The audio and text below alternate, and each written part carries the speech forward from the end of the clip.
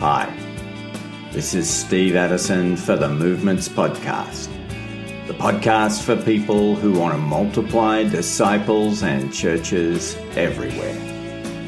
Today I'm talking to Dave Ferguson in Chicago about his latest book, 5 Everyday Ways to Love Your Neighbor and Change the World. And then surprisingly, Dave asked me about my latest book, Your Part in God's Story, 40 Days from Genesis to Revelation. Right now, as you look around the world, what's exciting you? Ooh, I love that question. Well, I'll be brief, but there's I think lots of things. I'm excited about what's going on with Exponential.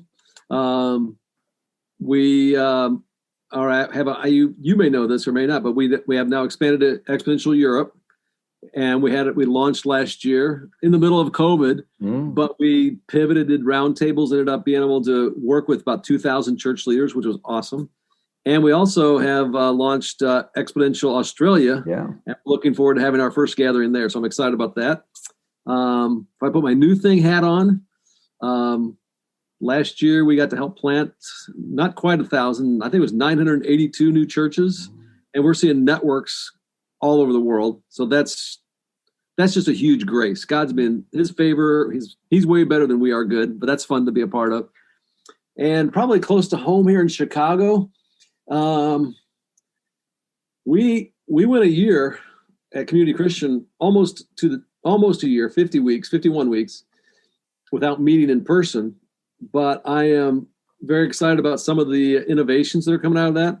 We're getting ready to launch our first kind of beta versions of micro churches, which we should probably get together and talk about some other time, but that'd be fun.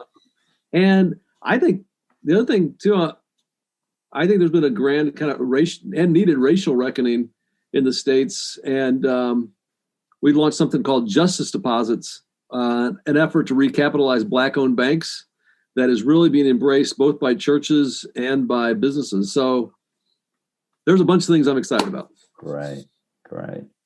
And of course, you and your brother John have got a new book out, Blessed. And tell me, what sort of need is that addressing? What are you pitching it at? Oh, well, this is something that we've been doing at Community for the last 8 or 9 years. And our mission at Community is helping people find their way back to God. And I think while we were seeing a lot of people actually come to faith, it really kind of happened organically, which can be good. People belong in small groups, and then they believe and they get baptized and follow Jesus. So that was great. But we really didn't have an intentional way to help people really share Jesus and really love their neighbor, as amazing as that is. And I really felt like I personally needed it. Because I tried early on as a brand new believer. I was so excited. I just assaulted people with my faith. That's not so effective. Then I kind of swung the other way and tried to just follow Jesus, let people see my life. And people thought I was a good guy, but that didn't really seem to translate into people following Jesus. And what we found with the blessed practices is this is a really intentional way to love your neighbors every day. And it comes down to these 5 practices. And we've been doing it at Community for the last 8 years. It's gotten a lot of acceptance from other churches, other groups, both locally and internationally to a degree. And it seemed like it was okay, we need to put this into a book so we can kind of share this with other people. Well, you've made it easy to remember. So begin with prayer. That's exactly right. Listen, and then the one I like is eat, serve, and then story. So what does that look like practically? Just take us through. Give people a taste of the book. Yeah. Maybe I back up a little bit. I'll tell a quick. One of the things in my own efforts to try to, I was tried to share a verbal witness, but I was answering questions people weren't asking, or just living a life, and then I gave no explanation. I remember I got a doctoral dissertation, And buried in this doctoral dissertation, I don't even know how I stumbled onto it, was a guy who did a study called Blessers versus Converters. Okay. Have I told you about this? Yes. Okay, well, we'll tell the listeners then. Okay. Yeah, tell everyone. And in it, basically, they sent 2 teams of missionaries to Thailand, and the effort on the part of the converter group was to convert people, win souls. That was what they were about. Yeah. The blesser group went with just an effort just to bless whoever came along their path. After 2 years, they began to kind of do an analysis on how the 2 teams did. The converters, when it came to like making the community a better place or any kind of social capital, it was nil. There was nothing. It was just the same as when they got there, or maybe it was worse. I don't know, but no improvement. With the blessers, they could actually measure how they made that place. It was a better place to live now. They helped change the community for the better. But the second thing they observed was that the converters saw 2 people come to faith and follow Jesus, where the blessers saw 100. And it was like 50 to 1. Mm. And to me, it kind of pushed me back to Genesis 12 and then looking at the life of Jesus, and I was going like, okay, maybe this really is the strategy for how you love your neighbor and change the world. And so we kind of took that and then really looked at the life of Jesus and took some practice we see in his life, just everyday life of blessing people, and then gave them handles that people could actually remember. And that's where it is in that acronym. So yeah. And we encourage people to do one of these every day. Begin with prayer. Pray for the people or places, where you live. Listen. My goodness. I mean, I think probably one of the greatest faults of most Christians these days, we're more known for our talking than we are listening. And, listening feels like love to people. Yeah. It feels like love. And then, like you said, eat. And what I love about this too is you have at least 21, breakfast, lunch, dinner. You have 21 missional opportunities built into your life. How about you use 1 or 2 of those every week? And then you forgot about morning and afternoon tea. You must be a hobbit. No, we're just discipled well by our British overlords. Okay, well, that would be, then you have 35 opportunities every week.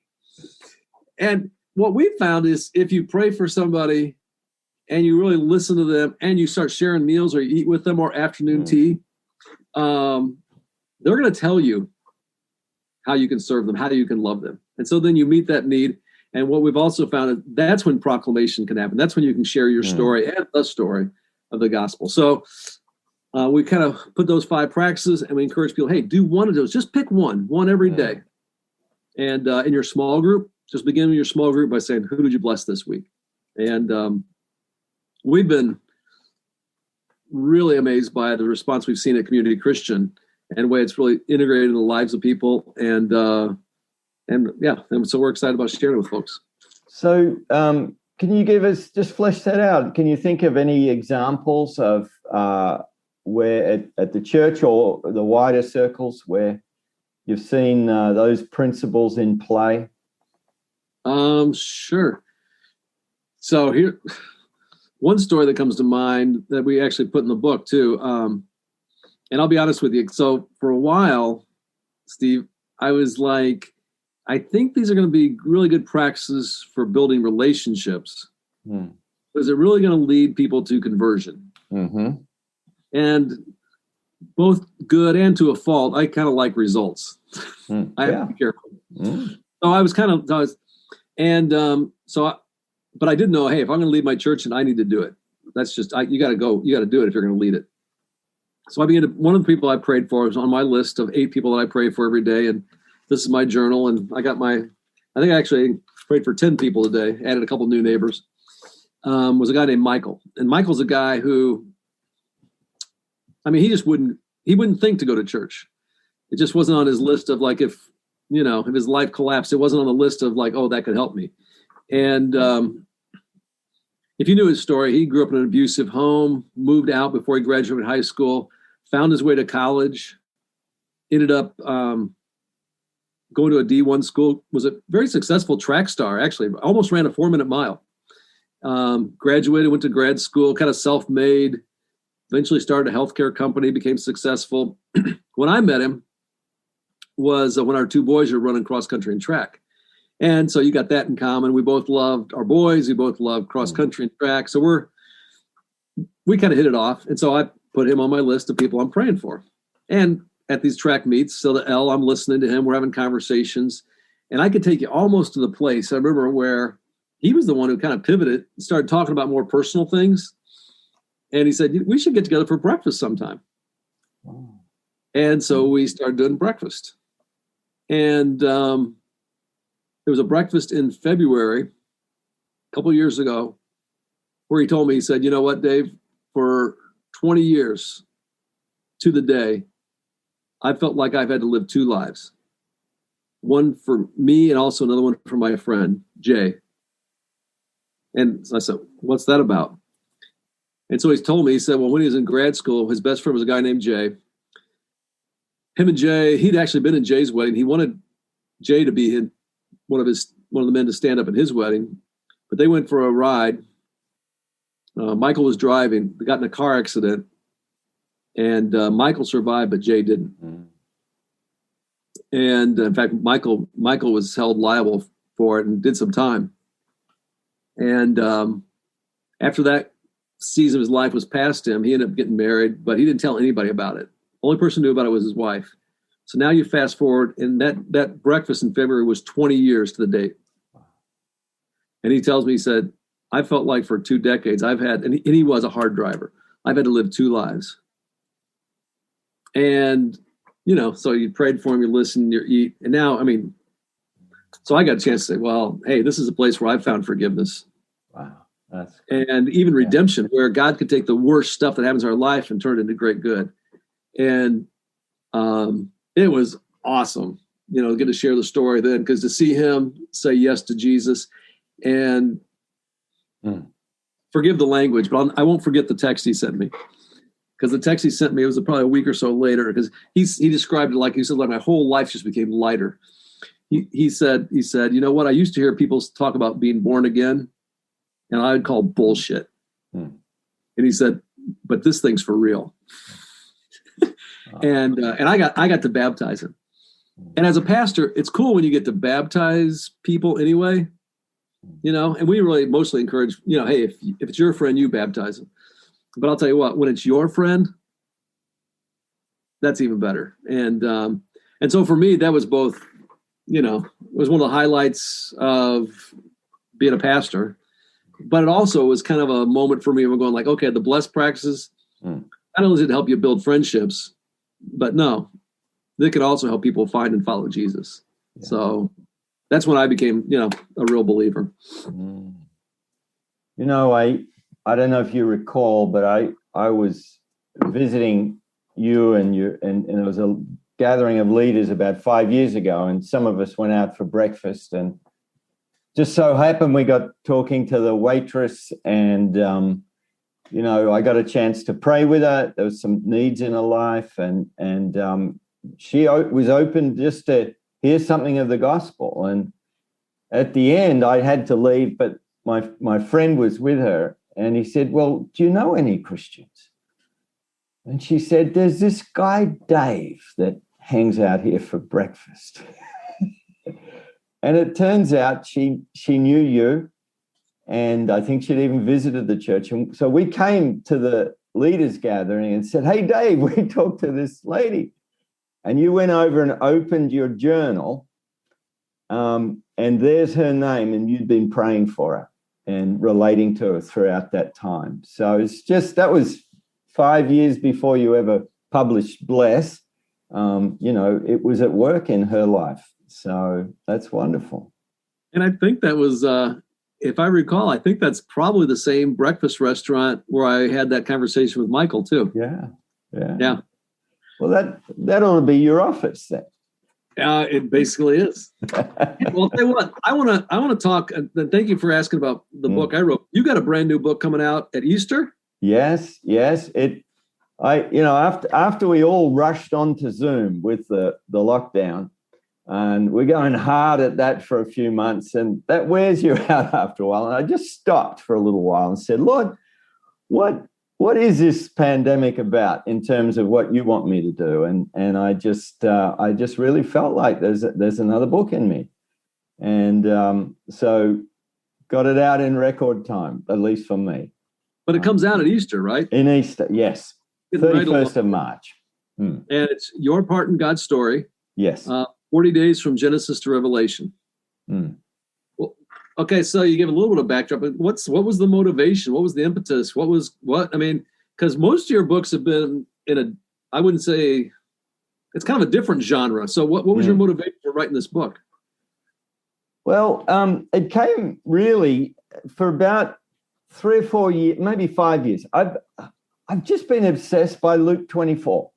This, that Emmaus walk where Jesus just pops up and surprises those guys, and then back with the disciples. And when he rises from the dead, it's a mess. They're failed, they're dispirited, they're just, let's go back to fishing.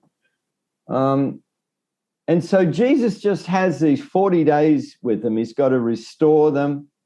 And then he's got to get these same failed disciples ready for a worldwide mission. And so I just thought, well, how does he do it? Well, he says, if it was the risen Lord and me, I would have said, just speak, Jesus. I just want to hear your words. And he says, no, get out your Old Testaments. We're going to do it. We're going to go from Genesis to Malachi. And he's teaching them about his identity, his suffering, his resurrection. And he's also teaching them about this worldwide mission, this gospel of repentance for the forgiveness of sins is going to go to the ends of the earth. It doesn't say go like in Matthew. He says it's going to go. You're going to go. Yeah. And I'm thinking, wow. So, and then he promises them the Holy Spirit. So we've got the Word, the Spirit, and the core missionary tasks that he's going to give them. That's how he brings them back together in just 40 days. So I thought, well, maybe that could happen for me. Maybe it could happen for others. What would it take to journey from Genesis to Revelation in 40 days, just dropping in on 40 decisive moments, trusting the Lord Jesus to guide us through it and reveal God's story and our part in it. That was sort of the motivation. And I want others, because I went on that journey, so I want others to have that same experience with Christ. So for people who are listening, it's kind of piqued their curiosity. Well, how would you describe the big idea? This is going to sound a bit trite, but Jesus rose from the dead. And what he did for those disciples, he can do for us. And I think this is a real help. So much of our energy and my energy is put into the state of the world, the state of the church, and why we're not making progress in the mission.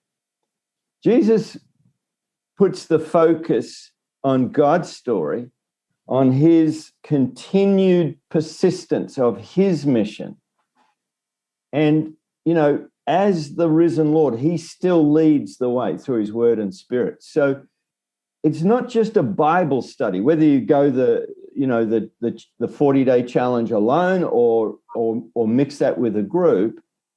The living Lord Jesus is actually with you, and his word, his spirit will shine light on God's story and our part and set us on that journey.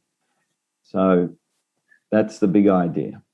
I'm kind of curious though too. Because all your other books, unless there's some I don't know about. You got movements that change the world, pioneering movements, rise and fall movements. We kind of share this obsession with movements. Yes. This feels like a departure from that.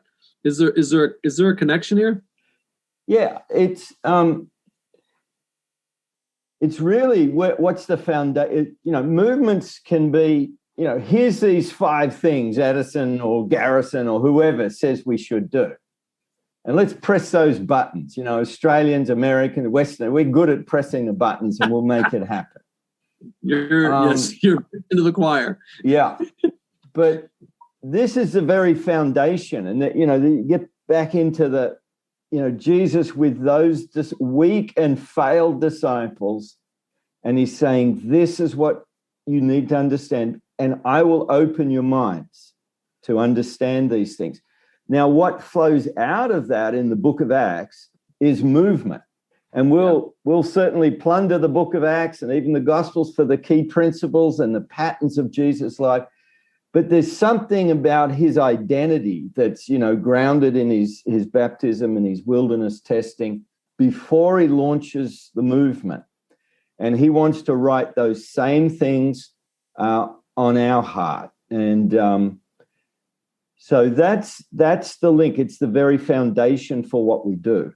It felt like to me that, you spent most of your time with the macro, and this is your going like, okay, you know what? Let's go micro. This is the people movement. Let's just talk about a person at a time, what it looks like. Yeah. Explain the format of the book too, would you? Well, it's 40 studies, and you read a passage of scripture. It may just be a few paragraphs. It can be up to 3 chapters. Then you read a reflection that I've written. I've just plundered the best thinking on each of those passages, but worked it in to make it accessible. And around the theme of how is God revealed, what's our part in his story, how does he shape us? So you actually, after you've read the passage and the reflection, you reflect with these questions. What do we learn here from this passage about who God is and his mission? What do we learn about the people that he chooses? What do we learn about how he shapes us and shapes those people to fulfill his purposes, both heart and hands and head? And then finally, how are you going to think and act differently out of what you've learned? So you can either do that. Most of the studies, someone will take about 30 to 40 minutes to go through that individually each of the 40 days. But I'm suggesting that once a week, you get together and feed back what you've been learning and what you've begun to do differently, and then do one of the stories as a group.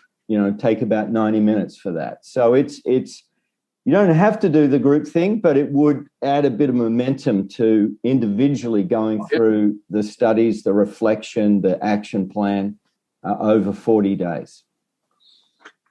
Whenever you write a book, so when I wrote Bless, part of my hope was, that other people, individual people, would have the same experience I had with Michael, that they would see their friends, whether it's where they live, work, or play, find and follow Jesus through those practices. And then if enough people did that, you really could, change at least your part of the world. So with your part in God's story, and I know you well enough that there was a dream behind it. So if this book, this effort could impact things the way you hope it could, what's kind of the dream, the hope behind it? Well, the encouraging thing for me is, to some degree, it's already happening. So I do this regular podcast. I get to interview practitioners all over the world. And so I'm writing for some of those people on the front line. They're volunteers, some are full-time, but many are just ordinary folk. And I'm thinking of, Don, who's pioneering a mission into the US prison system. There are hundreds of groups meeting for discipleship. They're doing church. They're not legally allowed to call it a church, but these are prisoner-led discovery groups and discipleship groups. So I'm not just writing it for Don, but his leaders sometimes in maximum security prisons, that they could just sit down over the 40 days individually and as a group and just discover the story of God, which they know intuitively, but also their part in it. Or I'm thinking, there are whole families that I know have relocated to dangerous places in South Asia and the Middle East. And they're beginning to see movements amongst Muslim background people. I'm wanting to bless those practitioners or high school students that are starting discipleships groups in their local high school. So in that sense, I want to serve those people I've connected with around the world.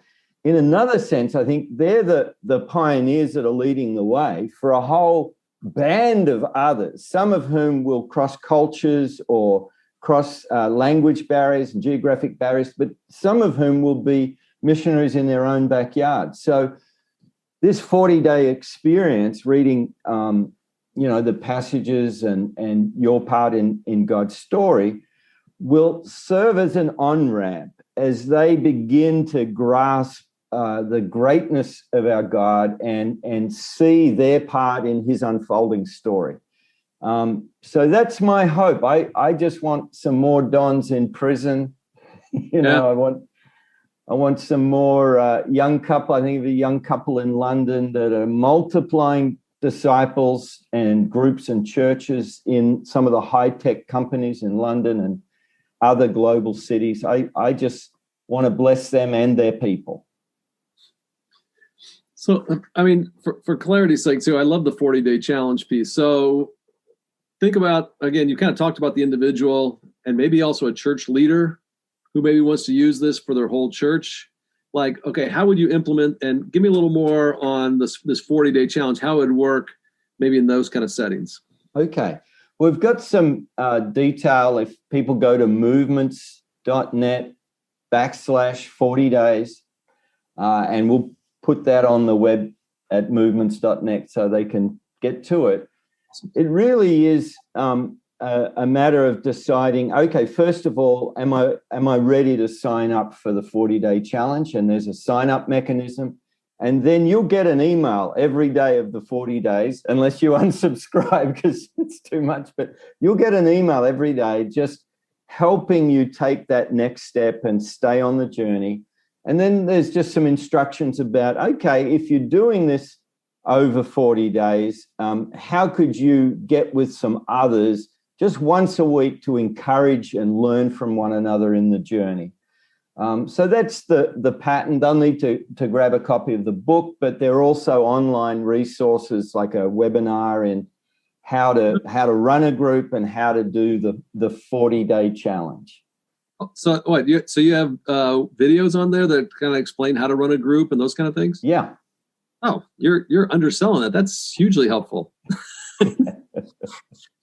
Well, I'll tell you what. I've loved everything else that you've done. I'm excited about this. I got a chance to kind of give it an overview, and I'm going to endorse it. So congratulations on your part in God's story. I think it's going to be a great help to a lot of individual people and churches. So congratulations, Steve. Thanks, Dave. Visit movements.net to find out how you can get your copy of Dave and John Ferguson's latest book, Bless. Visit movements.net to find out how you can get your copy of your part in God's story, 40 days from Genesis to Revelation. And if you'd like to sign up for the 40-day challenge, visit movements.net/40 days. Thanks for listening. I'm Steve Addison for the Movements Podcast.